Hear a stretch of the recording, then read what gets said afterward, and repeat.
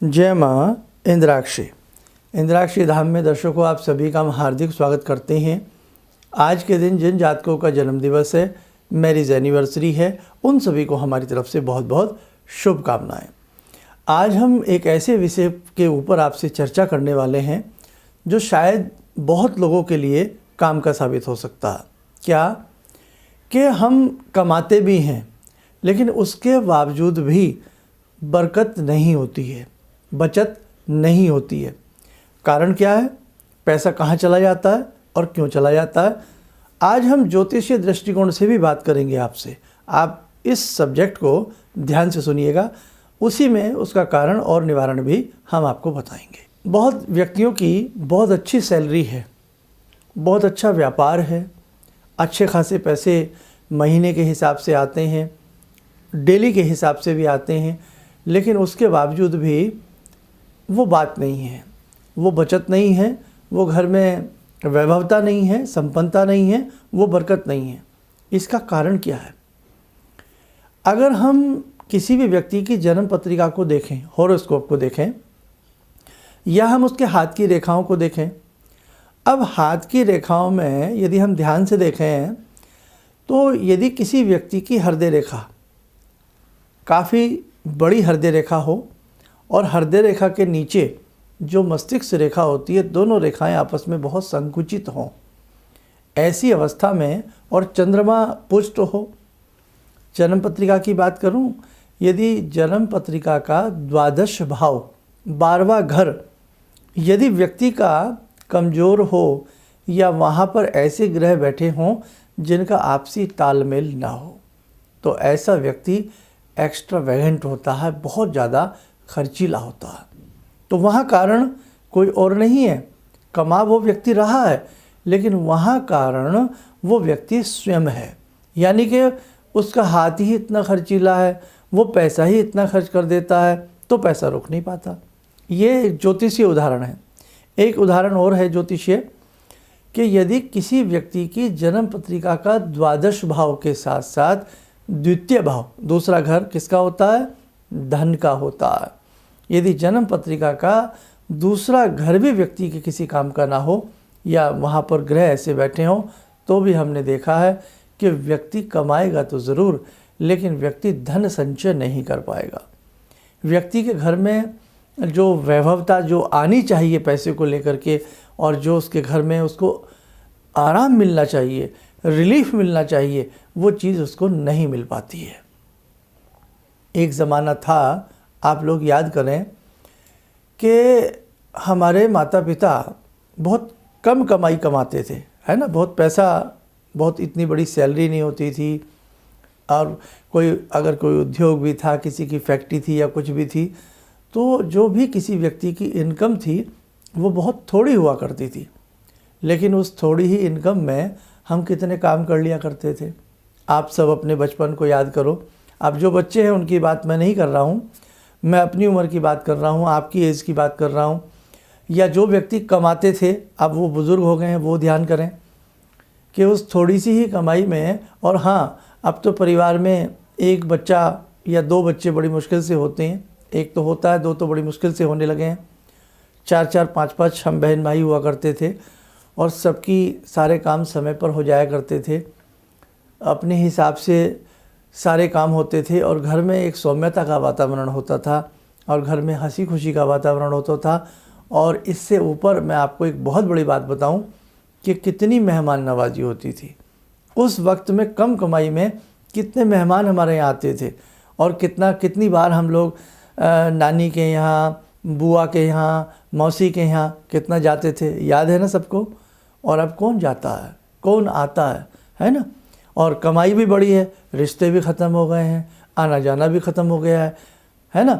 फिर भी पैसा नहीं बचता, और जो चीज़ें हम लोगों ने खाई हैं आज के बच्चे स्वप्न में भी नहीं देख सकते, क्योंकि टीवी में वो चीज़ें इनको परोसी जाती हैं। चॉकलेट हो गई, पता नहीं क्या क्या चीज़ें चल रही हैं, तो वो चीज़ें इनको परोसी जाती हैं।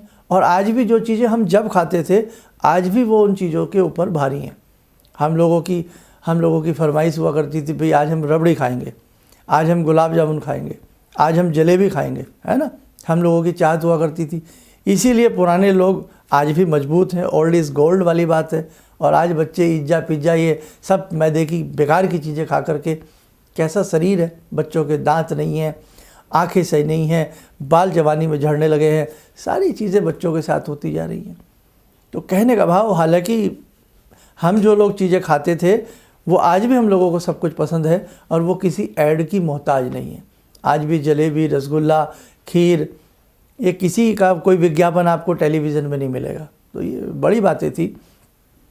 और एक और बात बताएं आपको, कम कपड़े हुआ करते थे, है ना।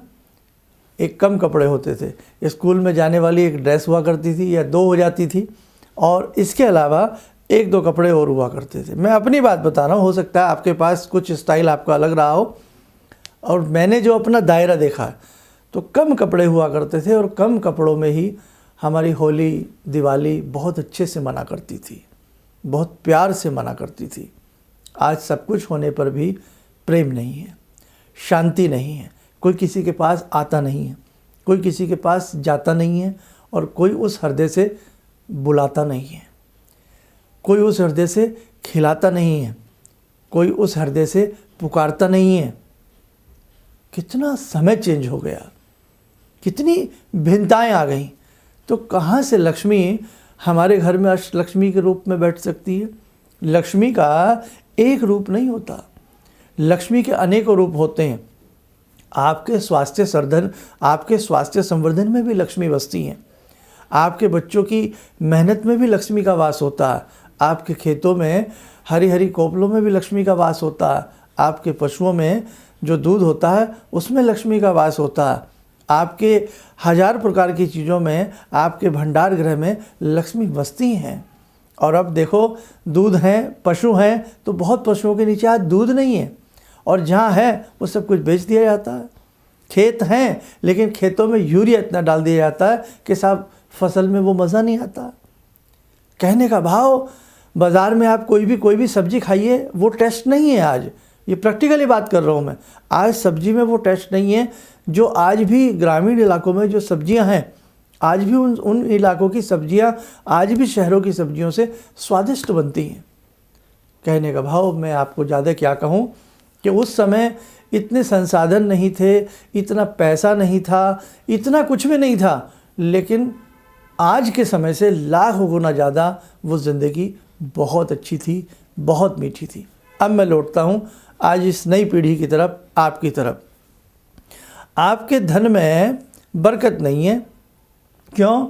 आपके मन में भी बरकत नहीं है, आपके मन में भी शांति नहीं है। जब तक मन में शांति नहीं आएगी, जब तक हमारी नीयत में शांति नहीं आएगी, तब तक हमारे ग्रह भी हमारा साथ नहीं दे सकते। आज हम हिंदू होकर के बहुत लोग ऐसे हैं, भगवान को ही नहीं मानते हैं, मजाक उड़ाते हैं, बोलते कहाँ है भगवान? किस को आप समझाएंगे? घर में माँ आरती करती है तो घर के लोग चिल्लाते हैं, आप घंटी बजा रही हैं, आप शंख बजा रही हैं, आप सुबह सुबह उठ जाती हैं, आप बर्तन हिलाती हैं, आप शोर कर देते हैं। बताइए साहब। तो मतलब जो आप पॉप संगीत सुनते हैं, हूँ हाँ धूम धड़ाका जो सुनते हैं, जिसमें कान भी फूट जाएं, वो अच्छा लगता है।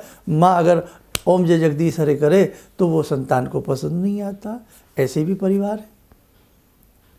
तो हम भी चेंज हुए हैं, हम बदले हैं गिरगट की तरह। हमने रंग बदला है अपना, हमने अपने भगवान के प्रति समर्पण बदला है, हमने अपनी रिश्तेदारी के प्रति समर्पण बदला है, हमने एक दूसरे के प्रति समर्पित भावना को बदला है। तो लक्ष्मी ने भी अपना रूप बदल लिया है। वो कहती हैं, बेटा मैं हर घर में रहूँगी, आपको मिलती रहूँगी, आपके नियत खर्चे चलते रहेंगे, लेकिन ज़िंदगी में मज़ा नहीं आएगा आपको। इसलिए मेरे साधकों, मैं तो आपसे यही कहूँगा, अगर ज़िंदगी का पूर्ण आनंद लेना है, अपने दिल को मीठा बनाओ, अपने मन को मीठा बनाओ, अपनी सोच को मीठा बनाओ, और कुछ किसी के लिए कर गुजरने का मन हमेशा रहना चाहिए। और जिस धर्म से हम जुड़े हैं, जिस संप्रदाय से हम जुड़े हैं, हमेशा उससे जुड़ कर के रहें, सबका मान सम्मान करते रहें। आप देख लेना, धरती पर ही स्वर्ग नज़र आने लगता है। एक चीज़ और कह दें, अब आपकी कुंडली की बात कर लें, क्योंकि जो ज्योतिष के लिए लालायित होकर के कार्यक्रम देखते हैं, उन्हें ये ना लगे कि भाई यहाँ तो कुछ प्रवचन हो गए शर्मा जी के। नहीं साहब, प्रवचन नहीं है, ये मैं वास्तविक बातें आपसे कर रहा हूँ। अगर आपकी जन्म पत्रिका का द्वितीय भाव कर्कश है, मतलब आपकी वाणी भी कर्कश होगी।